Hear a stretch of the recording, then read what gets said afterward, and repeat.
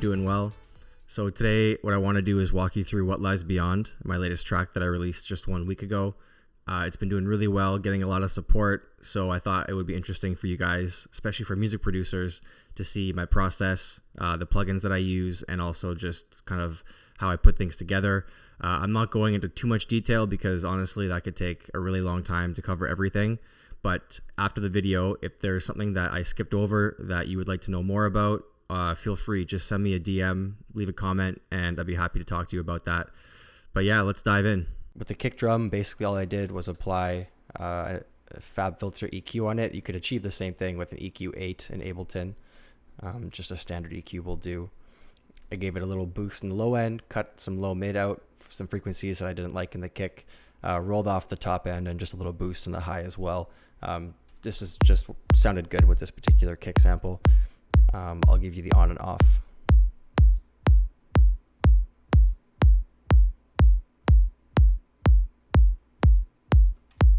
Just cleans it up a little bit. The span here, this is a free spectrum analyzer plugin that you can use. I use this when I'm trying to identify the key of a sample, in this case the kick drum, because you can really dive deep into the frequency and see exactly where it's hitting, which gives you a nice indication of the key it's in. This here is just kind of a roll, so it's a filter. I think I'm using this in some parts of the track. The SC, this is a sidechain trigger, so I'm triggering my compression sidechain with this kick drum here. Essentially, it's just a duplicated version of the original kick, and it's muted, and it's triggering the sidechain on the compression for any of the sounds that are actually using a sidechain. For the hats now, okay, so the hats group gets a little complex, but I have two subgroups in here. I have my main hats, so these sounds, right? And then I have the accent hats, or what I call the accent hats, which are these. And then inside of the hats group, I have a couple loops as well. So it's a shaker loop, and this is just a kind of underlying percussive groove, I guess. And altogether, everything is part of this hats group.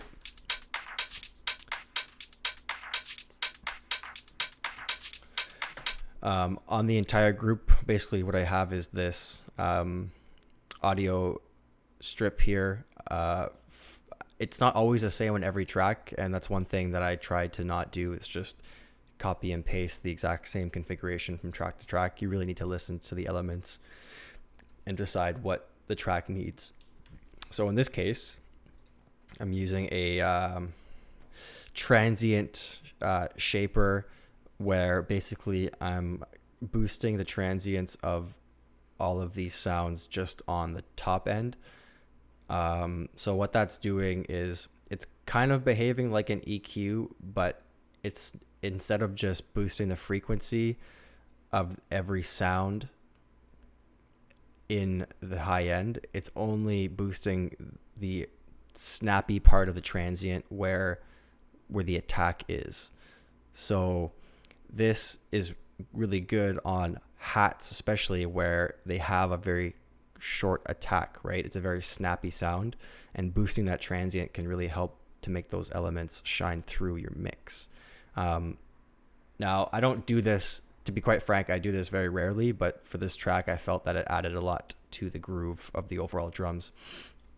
I'm actually not compressing everything, which is shocking, I know, but I guess I left this off, and I decided I didn't want to compress. I was basically hearing no difference with or without it, at least nothing that was lending to the track. So I just kind of decided to ship it completely. And then after that, we did an EQ8. This was just kind of shaping the sound, a little boost on the stereo field high end, and then a little cut on the midfield high end as well. And then lastly, Decapitator from Sound Toys. This is a saturator. I'm applying it kind of parallel, so 50% in the mix, and I'm using the E preset. I think I gave it a bit of drive here, and took out some of the output just to compensate. you know, if you know how a saturator works, essentially you're just adding in more harmonics via a thicker frequency spectrum. That's what a saturator does. It introduces more frequencies into the sound, resulting in more harmonics, resulting in a fuller sound. Saturation is a really powerful tool, and one thing I learned is that it can really, really help to beef up your mix if you use it properly. I won't go into detail in each of the tracks and what I put onto all of them, because that's just going to take a long time. But essentially, you know, it's at minimum an EQ, some sort of panning potentially, and just setting the volumes right. Honestly, it's nothing complicated. If you choose the right sounds and the right samples, you shouldn't have a lot of work to do. Okay, next. So we have a clap. This is the main clap, right? This is a drum rack with a few different sounds going on. So you see the MIDI pattern here.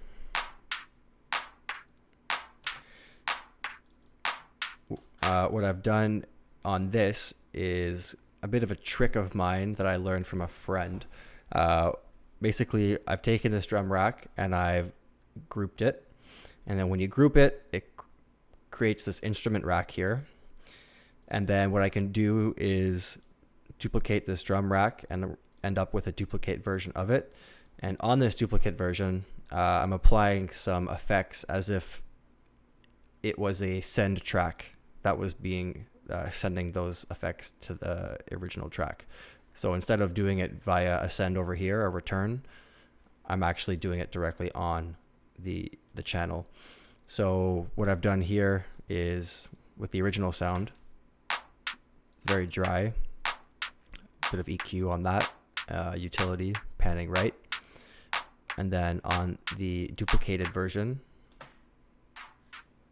I have an echo boy.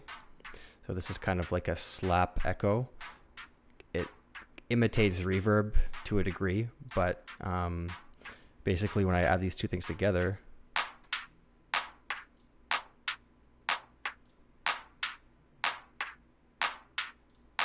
right? So it really fills things up.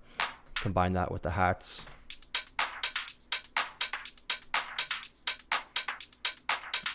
Bypassing that Echo Boy. Honestly, I swear by Echo Boy. This is probably one of my favorite plugins. You can do so much with it. It's more than just a delay plugin. You can really achieve some really cool effects with it. I swear to God, I use this on every track I've ever made multiple times ever since I got it. Definitely check this out. It's worth the money. I promise you that. And then overall, at the end of all of this processing for the hats, I just applied a API stereo EQ from Waves, just kind of shaping the sound a little bit in a more analog, quote unquote, way. But you can use the EQ8 plugin as well if you want here to kind of mimic this. But yeah, so that's the hats and the clap. Next is going to be, yeah, okay, that's just a basic little perk. Nothing crazy, just kind of adding to everything. Right, and then we have this filter perk here. Right, so that's a cool sound.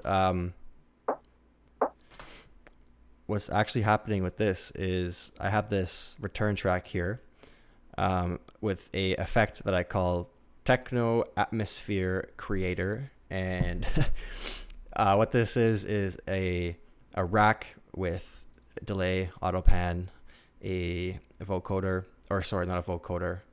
What are these called again? A resonator in Ableton right here. Grain delay and EQ8. This looks complicated, but it was just a result of kind of seeing what somebody else had done and then tweaking it myself. And what happens is when you apply this effect via a send to a sound, which in this case I was using the filter perk, I'll play it together.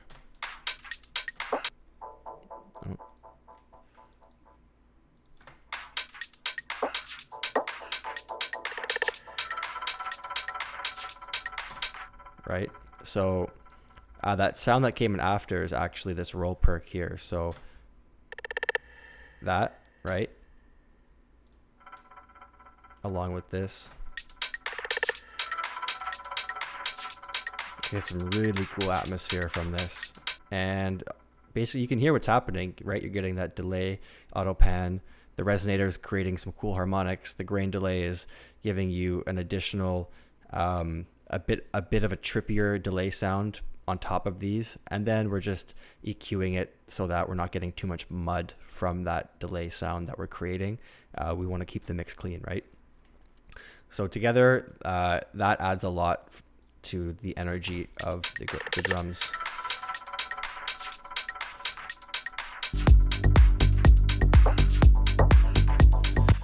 Right. One other little hidden gem in this track that you might not hear until you know it's there is this little noise phase sound.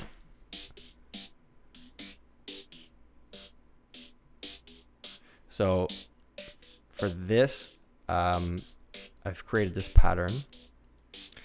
This is a sound coming from Omnisphere, which I'm sure most of you know what Omnisphere is. It's a legendary VST. I'm using it a lot in this track, actually. And there's a fair amount of processing on this particular sound. I'm just going to group it together and kind of show you with and without. So this is if I turn all the processing off.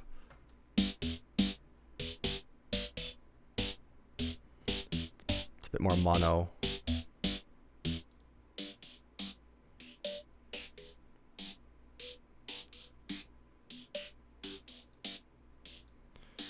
Yeah, it looks like that reverb wasn't even doing anything. So yeah, it basically what I did is just, remove some of the low end, boost kind of part of the sounds that I wanted to peek through. I mean, it sounds really good when everything's turned off, right? But it was more meant to be a background sound, not so prominent in the mix. So I was able to kind of space it and spread it with what I did here.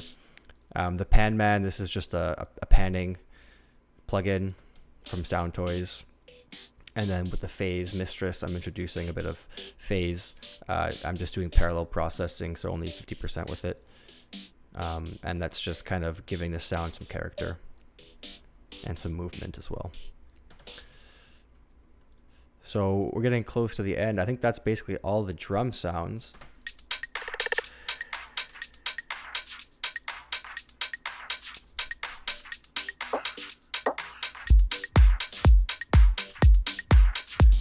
So that's essentially the groove of the track, right? One thing I want to show you guys that I would say is one of my favorite parts of this song is this roll perk here. So the melody or the pattern, the MIDI pattern changes to something a bit more full at this section. This pattern is interesting because it repeats every 3 bars as opposed to 2 or 4, which results in kind of a pseudo polyrhythm. And basically what I did is you'll see here that this loop is only 15 bars as opposed to 16. So with that combined with the unusual repetition of the pattern, you get this, like I said, pseudo polyrhythm, which means that it's repeating in a way that is not predictable or less predictable. And it really adds a cool dynamic to the track.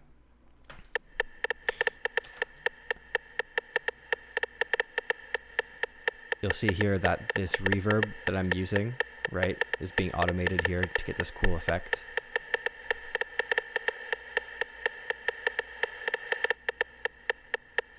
Right. This is a really cool way to use reverb. Actually, you can use this on any any sound, but it works especially well on drums, where Valhalla, by the way, best reverbs, hands down. But the reverb in Ableton will get you here as well. You just have so many presets that you can try and then tweak to your liking. It's super fun to play with this. But yeah, so what I did is on this duplicated version of the sound, right? Like I did the same thing with one of the other sounds I showed you. If I play the dry version and then I play the reverb, right? Since this reverb is at 100%, that's all I'm hearing is the reverb. What I've done, which is really cool, is I've actually sidechained the reverb to the sound itself. So it's actually being sidechained to that percussion, right? And what that's doing is it's really allowing that reverb to only hit when the sound hits, and it's almost gating it, right? So if I were to turn that off,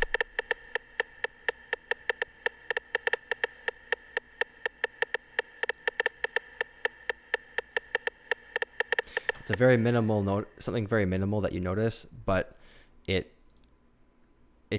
it's all these tiny things that you do in a mix to keep things clean and tight, which in the end will result in a clean sounding mix, right? Which is what we want usually, right? Most of the time, that's what we want.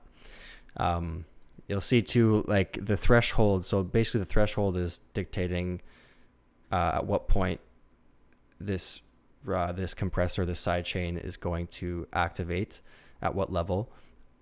But I mean, you could call it just the amount of the compressor if you want, but you'll see like I am decreasing that threshold level in this particular section here, and also increasing the reverb volume to get this kind of cool build.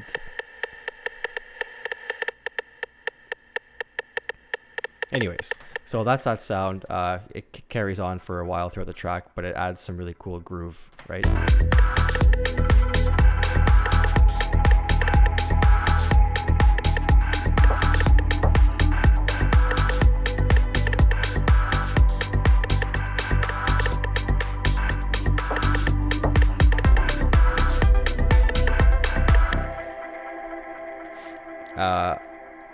Also, just keep in mind that this is the unmastered version of the track, right? So it will sound different than what's live on the stores right now.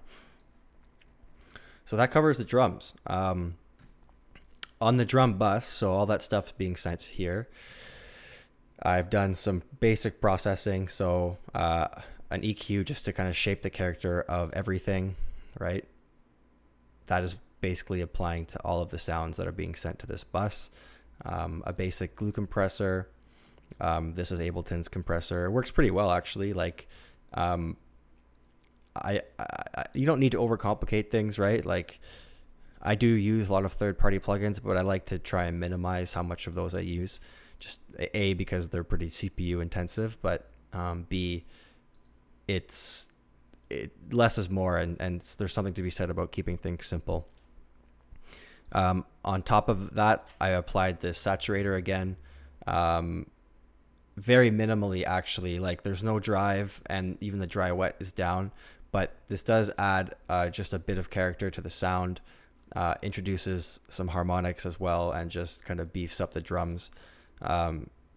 This is kind of like, seasoning a steak with salt and pepper. You really do it to your taste and to your liking. So, but I do recommend doing it, right? It's necessary. Yeah. Okay. Awesome. So now let's move on to the bass. For the bass, I'm using a combination of Trillion, which is the kind of bass plugin alternative to Omnisphere. It's the same company. It's basically modeling analog hardware, but a lot of the kind of more bass heavy synthesizers like the Little Fatty, CS80, and it just gives you a really nice warm feeling that you don't normally get with a lot of just digital plugins. This is a really great plugin, a really cool investment. if you can't afford, the full original hardware. So for this first sound, this is kind of the groovy bass pattern.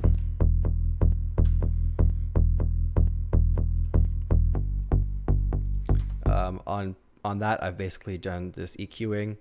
I've actually ducked some of the low end and boosted around right here, 760, because there were some nice frequencies there.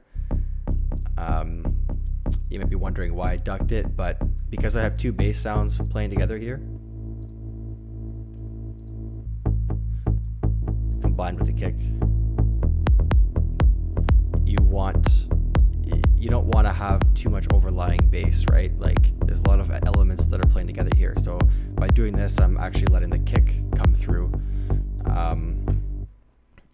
And then on top of that, our bass mono, this is kind of a bread and butter plugin. A lot of producers use this. This just adds so much to a bass sound. So if I were just to bypass it here and give you the on-off version,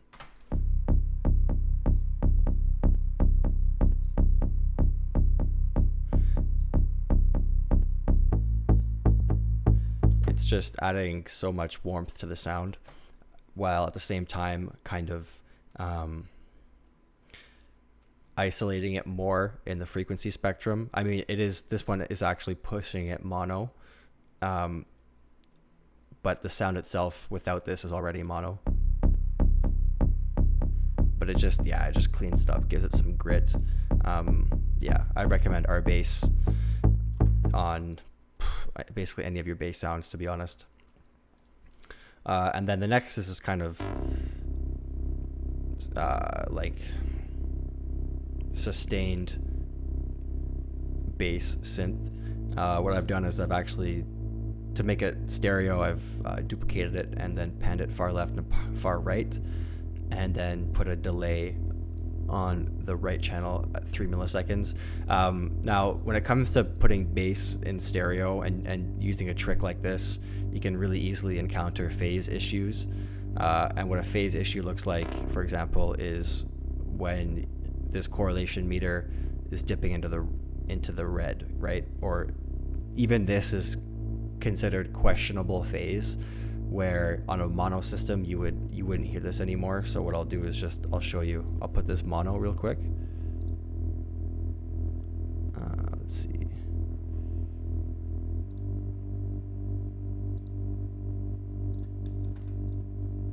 There, so I put it mono.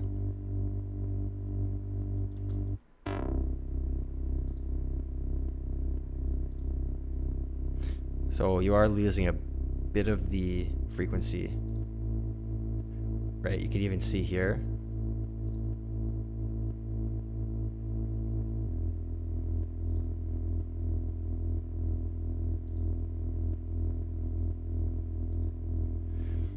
Now, in the end, it still sounds good with the whole track, even though we are losing a little bit.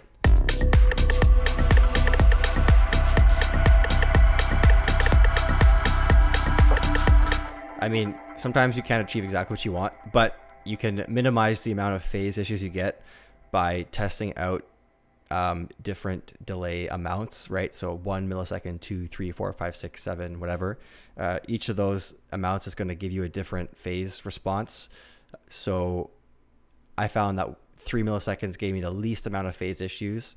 But in the future, actually, since I made this track, I've found other ways to do to create stereo versions of mono sounds, especially for bass, that result in very minimal phase issues. I don't use this technique anymore, but it does work. It's just you have to be really careful and aware that when you take a mono sound and spread it stereo, you are going to end up with some phase issues. There's no way around it.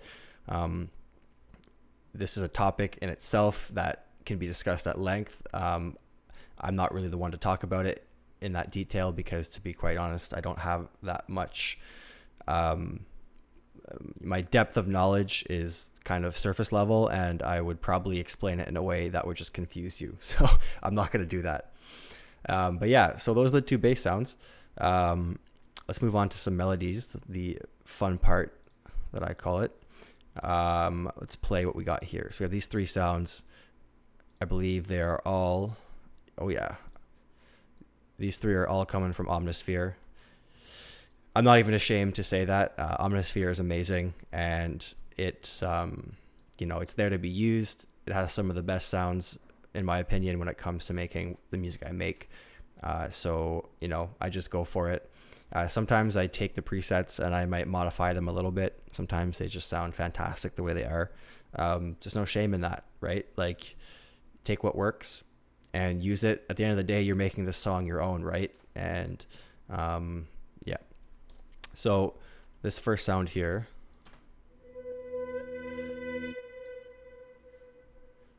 I'll just play it from the beginning here. It's a really cool sound. Kind of gives you a vibe for the song.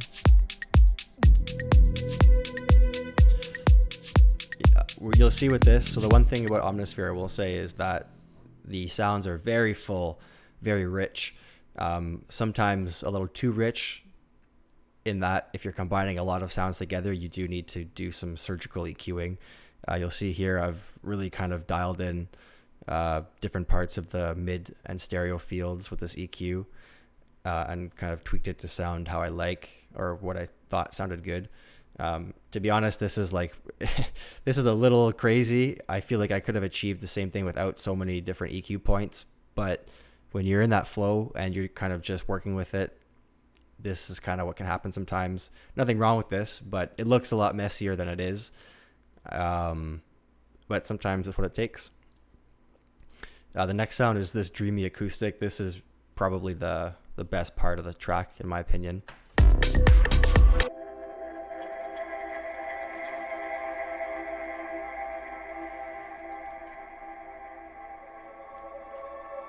Just an epic sound.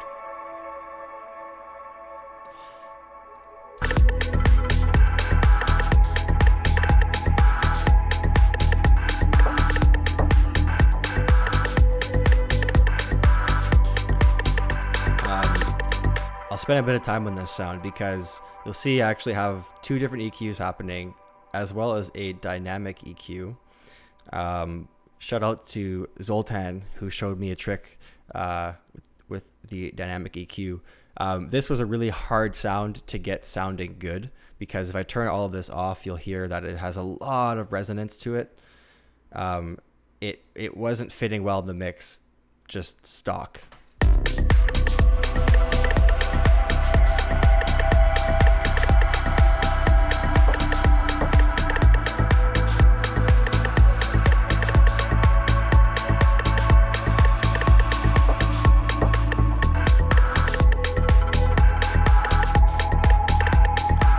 Just hear the resonance on those peaks just taking over the mix and muddying everything up. So I first applied this EQ here just to kind of shape the initial sound, and then I applied the second one here to it was a less of an aggressive EQ, more of just I think this is actually okay, this is on everything, yeah, just to shape it even further.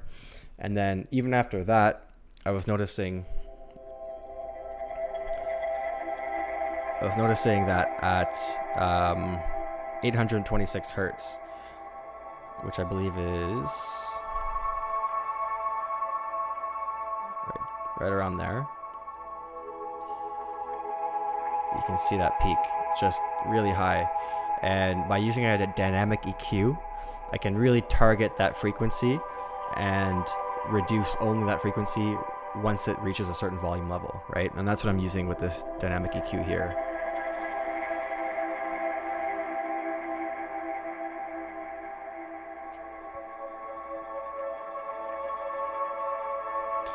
And I've shaped that further with this other band here. So you can see the shape of the reduction that's happening.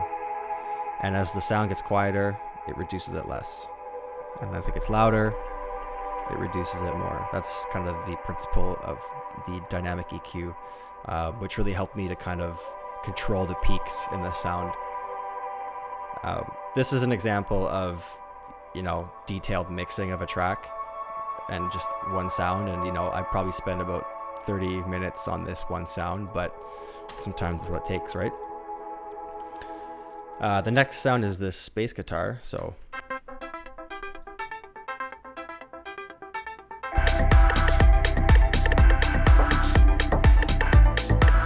kind of like a secondary melody in the background, playful.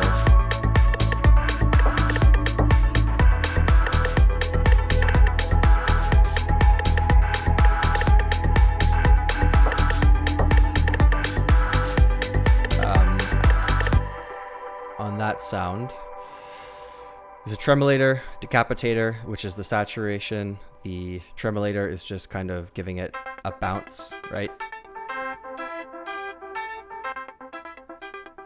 Helps it to sit in the mix better too. Again, Sound Toys, I'm telling you, their stuff is incredible. It's a must-have as a producer. Then we have this is kind of the main melodic element here, the this Juno sound coming from Omnisphere again.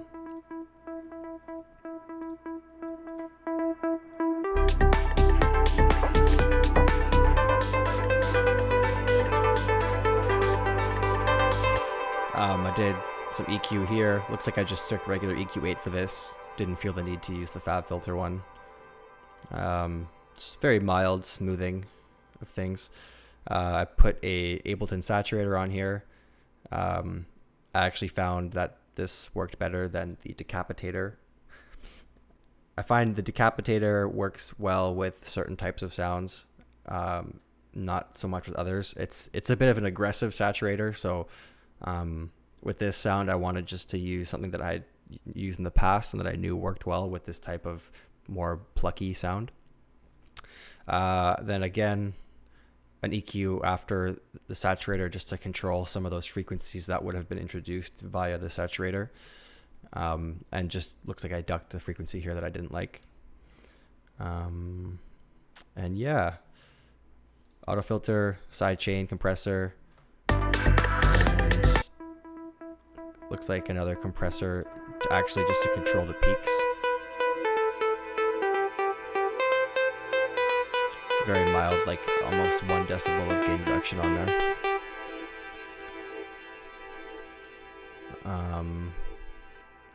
There's also this Echo Boy return on it from here.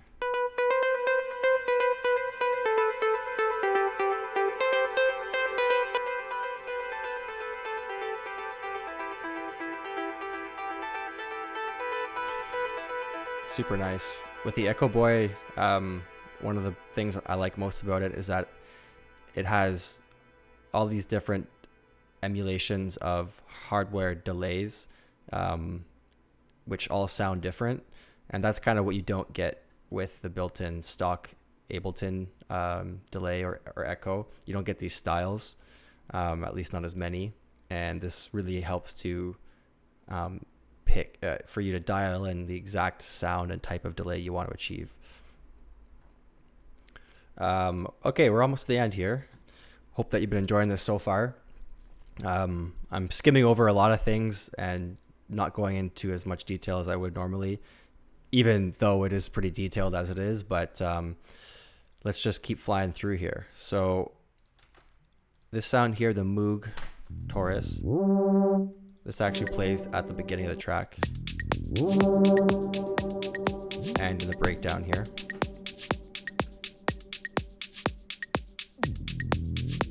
Really cool sound coming from Trillion. I did some EQ on it, and I also used a dynamic EQ on, looks like 390, just to control a resonant frequency as well.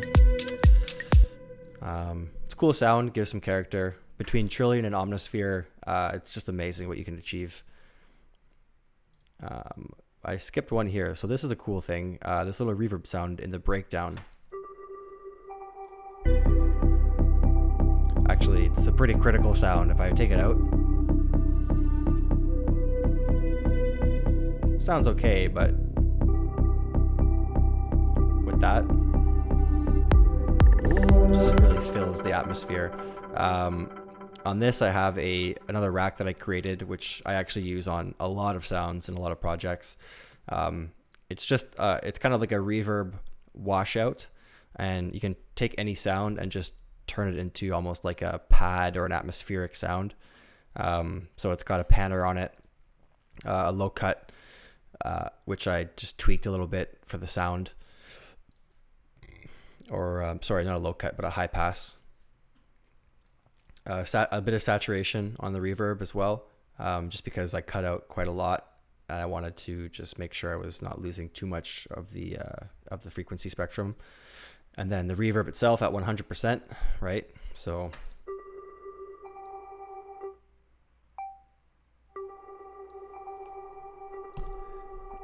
and then just an auto filter on there. It's actually cut at around 160 or 1600, sorry. And yeah, this is coming from Serum, just a Serum preset that I found that I really liked.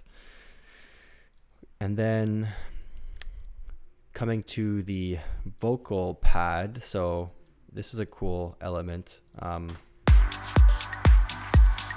hear it. So here, basically, this is just a chopped up, a cut. I think it's like this part of the loop right here that I just copy and pasted and looped it.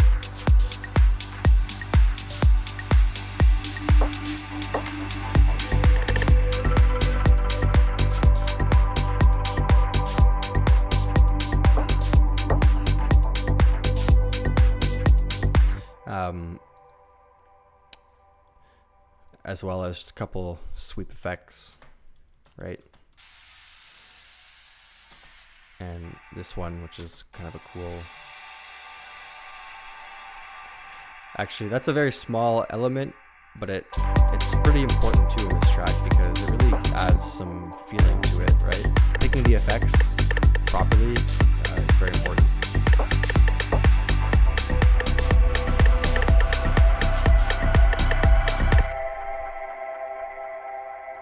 I feel like I turned the clap off earlier. Yes, I did.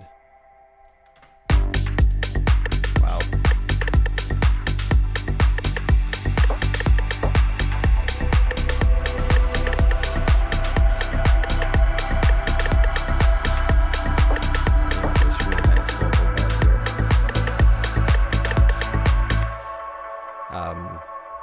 Yeah, applied some pretty severe EQ on that just to remove a lot of the mid frequencies that I didn't want.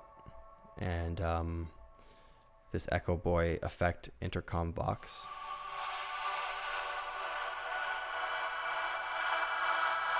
It's very subtle, actually. You can hear it if I... Right, so if I play it without it and then stop it, it's just the dry sample, but with the Echo Boy on. You can kind of hear the after effects of the sound. And I only have it at like, what, 8% on the dry wet. So, I mean, this is the thing. A lot of these effects are very minimal and only you as a producer hear them. And, you know, is it needed? Maybe not. But if you don't care enough about something this minimal, you maybe producing isn't what you should do. Obviously at the beginning, you know, in the first 4 or 5 years of producing, I wouldn't have even thought to do something like this, or I wouldn't be thinking about this level of detail because I just wasn't there yet. But eventually that's somewhere you should be.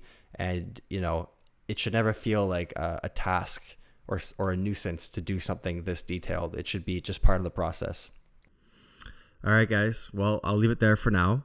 I hope you guys enjoyed that and learned something new. If you haven't heard the full track yet, it is out. You can check it out on Spotify, SoundCloud, whatever platform you like. In the future, I'll be making more videos like this. I'll be going into more detail, I think, maybe doing a track from start to finish. So definitely stay tuned for that. Until then, take care, and I'll see you soon. Peace.